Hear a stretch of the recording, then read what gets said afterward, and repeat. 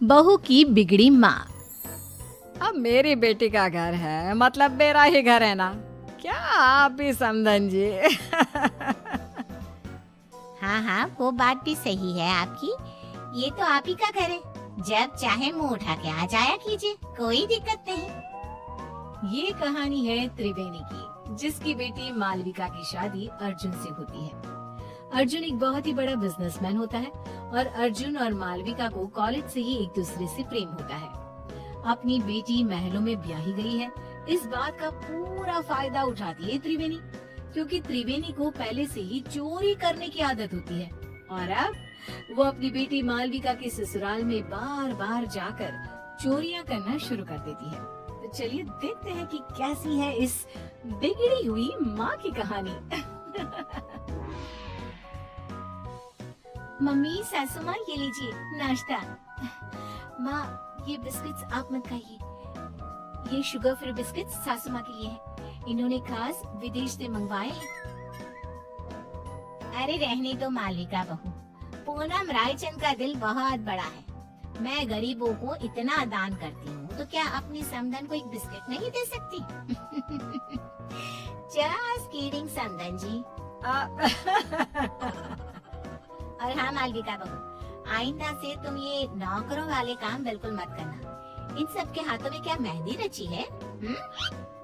मालकिन, वो पिछली बार सोने और चांदी के बर्तन हमसे टूट गए थे, इसलिए हमें बड़े साहब ने रसोई का काम करने से मना किया है। अरे चिल चिल, हम रायचंद हैं और इस महल में ऐसे हजारों सोने और चांदी की चीजें हैं। टूटती है तो टूटने दो, हमारे पास किसी भी चीज की कोई कमी नहीं है। ये सब सुनकर त्रिवेणी के मन में लालच का प्रकोप जाग उठता है और वो मन ही मन पूरे महल को निहारते हुए कहती है, हाय, अब जब ये पूनम रायचंद अपनी जुबान कह रही है, फिर तो इस घर पे भी हाथ साफ करना ही पड़ेगा। अपनी बेटी का ससुराल है तो क्या हो, इसमें कोई लाज शर्म नहीं। उल्टा मैं तो भाग्यवान हूँ कि मेरी बेटी एक महल की बहू बनी है। त्रिवेणी अब रायचंद मैंशन में रोजाना आना शुरू करती है और वो चुपके से पूनम की कमरे में घुसकर उसकी अलमारी से उसकी साड़ियाँ और गहने चुराती है और अपने बैग में लेकर पीछे के गेट से रफू चक्कर हो जाती है। पूनम जब हॉल में आती है तभी, अरे मालविका बहू, समधन जी कहाँ चली गई? अभी तो यही थी।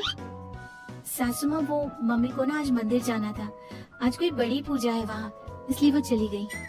पूनम जब अपनी साड़ियाँ और गहने गायब दिखती है तो, ओफो, लगता है फिर से मैं अपनी साड़ियाँ और गहने कहीं रखकर भूल गई।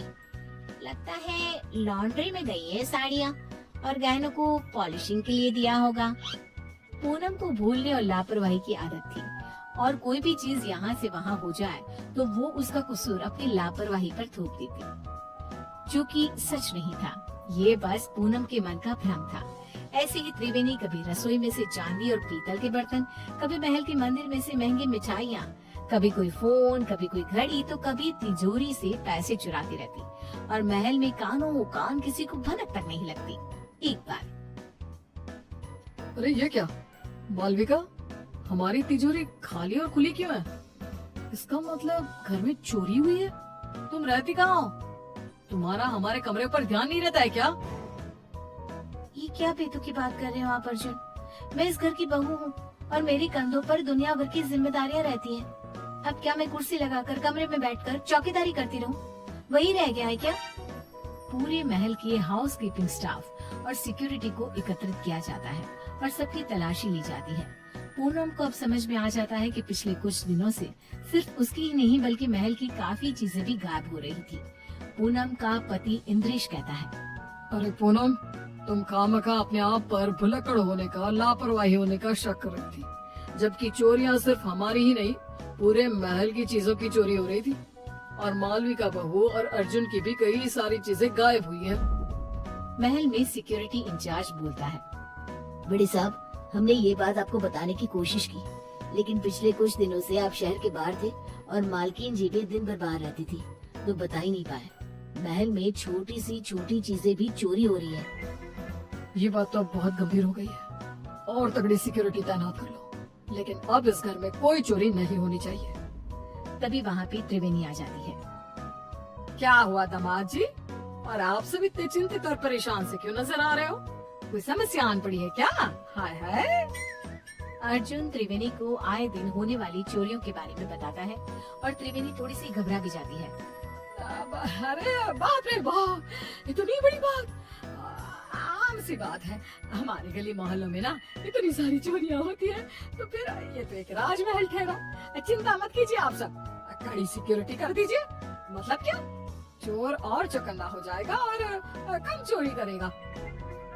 क्या मतलब है आपका समधन जी? हाय हाय, अरे गधेड़ी बेवकूफ त्रिवेणी, ये क्या बोल रही हो? बैल मुझे मार जैसी समस्या खड़ी मत कर त्रिवेणी। समधन जी, किस सोच में डूब गई आप? अब कुछ भी तो नहीं समधन जी, समधी जी, मैं तो बस ये कह रही हूँ कि आप अपना सारा सामान सहज के छुपा के रखिए, इसमें भलाई होगी आपकी। पूनम को त्रिवेणी के इस व्यवहार पर थोड़ा सा शक आ जाता है। त्रिवेणी अब से रायचंद मेंशन में आना जाना कम कर देती है अपने घर में। बस आप अपना अगले कुछ दिनों तक का स्टॉक तो मैं भर लाई हूँ। अब वहाँ रायचंद मेंशन में मामला काफी गर्म है।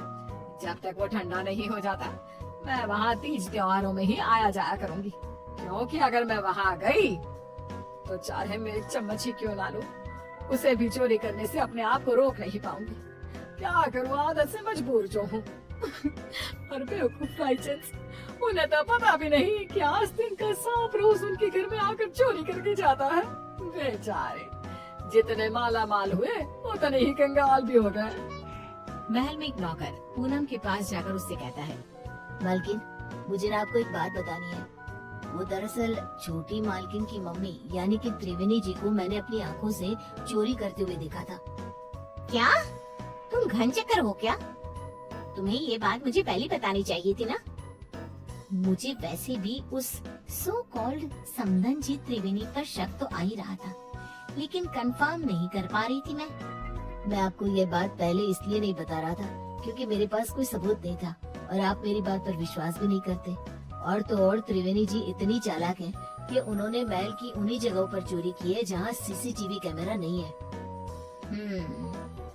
अब देखना मैं क्या चक्रव्यूह रचाती हूँ। अब मैं हमारा पुश्तैनी हीरे का हार सरेआम हॉल में रख दूंगी और जैसे ही वो त्रिवेणी उस हार को चुराएगी तब मैं उसे रंगे हाथ पकड़ लूंगी। पूनम की इन सब बातों को मालविका कमरे के बाहर ही सुन लेती है और वो अत्यंत हैरान और स्तब्ध हो जाती है। मालविका फौरन अपनी माँ त्रिवेणी को फोन लगाती है।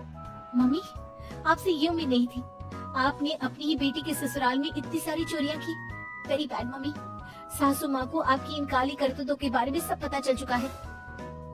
मालविका बेटा, ये तो क्या करी है?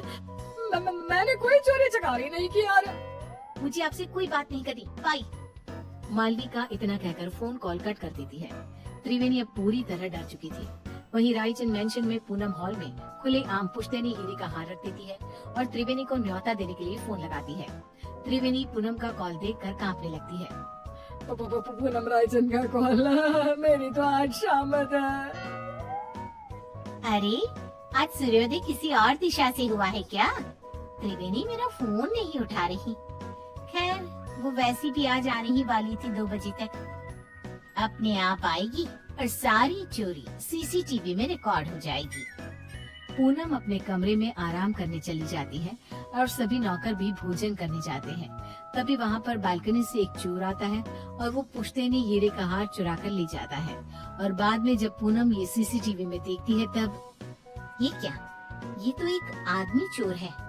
अरे नहीं, ये क्या कर दिया मैंने? तभी पूनम का फोन बजता है और उसे एक वीडियो मैसेज आता है जिसमें त्रिवेणी का वीडियो होता है। क्यों समधन जी, आपको क्या लगा आप मुझे पकड़ लोगी? लेकिन मैं तो चली 7 समंदर पार। अब आप मुझे कभी पकड़ नहीं पाओगी। मेरी मालविका का ख्याल रखना और अपने सामान का भी। त्रिवेणी, तुम्हारी इतनी हिम्मत! पूनम गुस्से में फोन पटक देती है और वहाँ त्रिवेणी एरोप्लेन में उड़कर सारा चुराया हुआ सामान लेकर रफू चक्कर हो जाती है।